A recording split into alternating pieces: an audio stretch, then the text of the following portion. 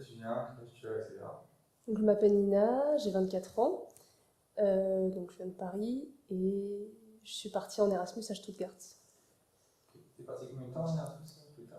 Je suis partie pendant un an. Ah non. Ok. Alors, quel était ton niveau de langue avant de partir et pendant l'Erasmus Alors j'avais un niveau plutôt correct en allemand, puisque j'ai fait allemand au collège, lycée, niveau plutôt B2 je dirais. Euh, mais la progression s'est faite vraiment dans le pays même. Ok. Comment était l'école? Les locaux, Et c'était vraiment génial. C'était donc l'université Stuttgart en fait. Bon, la ville en elle-même m'a pas transcendée, je vous avoue. C'est une ville qui a peu de charme. Enfin, c'est pas une très belle ville, Stuttgart, mais bon, ça n'empêche pas que j'ai fait des rencontres super. L'université, en fait, c'est deux grands bâtiments. Il y a le pôle architecture et vraiment séparé urbanisme, plus tout le campus qui est énorme plus loin, avec plein d'autres filières de l'université. En fait, la différence avec la France, c'est que là-bas, ils étudient l'architecture à l'université et pas à l'école. Donc, en fait, on est mélangé à d'autres étudiants. On croise d'autres étudiants que des futurs architectes. Et l'université était vraiment super. En termes de locaux, on avait de la place pour travailler. On pouvait travailler 24 heures sur 24 là-bas. Un espace très généreux, des salles très généreuses pour travailler. C'était très bien organisé. C'était organisé en institut, selon les spécialités, les champs qu'on voulait explorer. D'accord. Est-ce que les cours étaient différents par rapport à ici Oui, très différent. Alors moi, j'étais pas à l'ENSA de Versailles, j'étais à Malaquais à l'époque. Je suis partie en troisième année. Mais c'était différent des ENSA françaises en général, de toute façon. Donc c'était par système de séminaire, en fait. On pouvait choisir ses séminaires. Donc, par exemple, moi, j'ai choisi un séminaire plus sur les structures légères, où je me suis retrouvée plutôt avec des ingénieurs. Donc ça a changé, pour le coup. Ou plutôt un séminaire que sur l'architecture en bois, par exemple, sur les constructions. On pouvait prendre des cours de dessin de nu, enfin, c'était très diversifié, l'offre était très diverse, et on pouvait faire son petit, quelque sorte, shopping d'enseignement. Et bien sûr, il y avait le projet classique, un peu de cours d'allemand pour progresser. Donc, oui, ça n'a pas grand-chose à voir. D'accord. Est-ce que là-bas tu t'es senti accompagné? Est-ce que par rapport au logement, à la ville, etc., est-ce que tu t'es senti accompagné ou au contraire un peu seul Au logement, un peu seul, mais c'est parce que je n'en ai pas fait les démarches. Après, j'ai cherché directement une colocation sur un site de coloc allemand. J'ai trouvé, je vivais avec des Allemands, je vivais pas avec des étudiants en fait, je vivais pas sur le campus. Mais c'était le cas, beaucoup d'étudiants Erasmus, ils vivaient sur le campus. Mais moi à l'époque, je savais pas trop comment m'y prendre, l'idée ne m'est même pas venue de chercher un logement étudiant en fait. Mais j'aurais pu le faire, mais c'est vrai qu'on m'a pas forcément tenu au courant que c'était possible finalement. Donc j'y ai pas pensé. Donc je peux pas dire que j'étais seule à ce niveau-là, enfin pas complètement, j'aurais pu peut-être demander de l'aide, mais voilà, ça m'a pas été soufflé, disons. Sinon, en termes d'enseignement, on était plutôt bien accompagnés.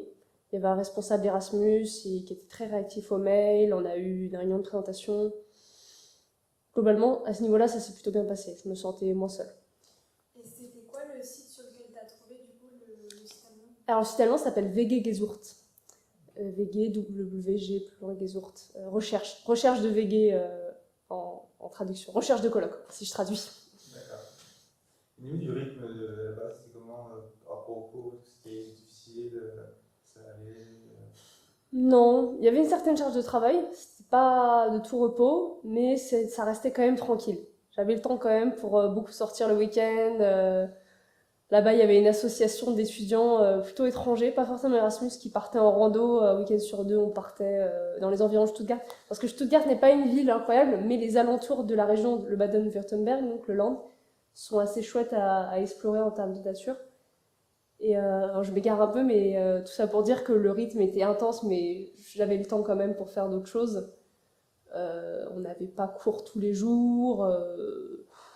Voilà, il suffit juste de s'organiser après. est-ce que tu as un meilleur souvenir à nous raconter, une anecdote ou un moment que tu es passé là-bas, souvenir qui t'a marqué? Alors, plutôt dans le cadre universitaire ou en Peu général? importe, une général, ton expérience là-bas. Je pense que les soirées étudiantes, c'était chouette. Euh, un de mes meilleurs souvenirs, je pense, ouais, c'était en randonnée. C'est avec les potes que je me suis fait en rando. Du coup, on s'écarte un peu de la ville. Là, c'était plus autour. Il y a la forêt noire à explorer, la Schwarzenwald.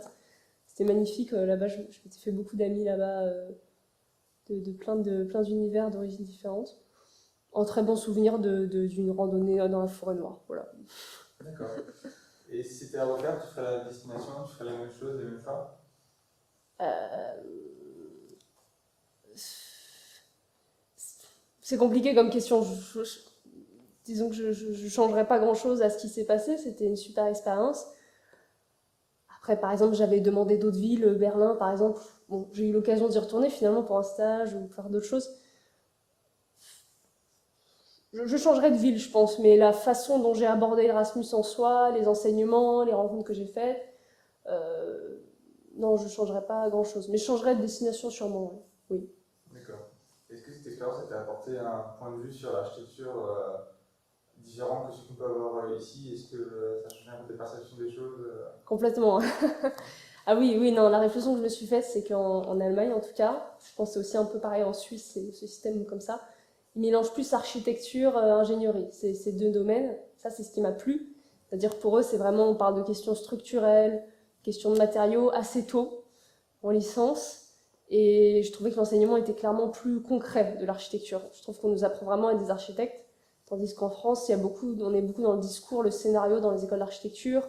On passe beaucoup de temps sur des analyses urbaines, tandis que là-bas, alors peut-être c'est en lien aussi avec les enseignements que j'ai choisis, quand même, j'ai trouvé qu'on rentrait dans des choses plus concrètes et qu'on passait moins de temps sur l'analyse et on rentrait très vite dans le projet. Et ça m'a plu. Et ça a changé vraiment ma vision des choses. Et ce qui a encore plus changé ma vision des choses, c'est qu'en fait, aussi la différence là-bas, c'est qu'il y a un stage obligatoire de 6 mois en Allemagne. Je pense que c'est le cas aussi dans d'autres pays. À mon avis, la France, il n'y a que nous qui sommes à la ramasse, je dirais. C'est que là-bas, ils sont obligés de faire un stage de 6 mois entre les licences et le master. Et moi, je me suis dit, je vais faire pareil, en fait. Et c'est simple, j'ai cherché un stage juste après mon Erasmus, parce que je me sentais pas encore prête à aborder le master. Je me sentais vraiment pas au niveau, en fait.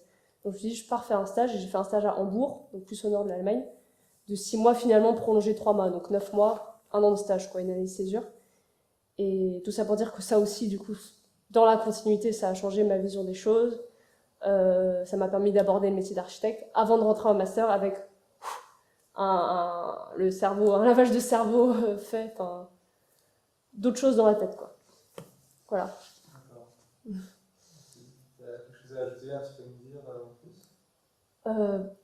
J'encourage vraiment les gens qui peuvent à partir en Erasmus, quoi qu'il arrive. 6 mois, 1 an, peu importe. 6 mois, c'est peut-être un peu frustrant. Enfin, ça passe quand même très vite. Quand ça se passe bien, bien sûr. Donc, quitte à partir, autant partir vraiment. Ou alors à faire 6 mois et un stage de 6 mois à l'étranger, ou pas forcément un stage à l'étranger, mais au moins un stage de 6 mois, ça c'est sûr. C'est important, je pense. Donc je pense que c'est important si on peut partir à l'étranger. Comme ça, on s'améliore dans une langue, on fait des rencontres, on échange, on a des nouveaux regards sur le monde, sur l'architecture. Je pense que c'est nécessaire à notre époque en tout cas.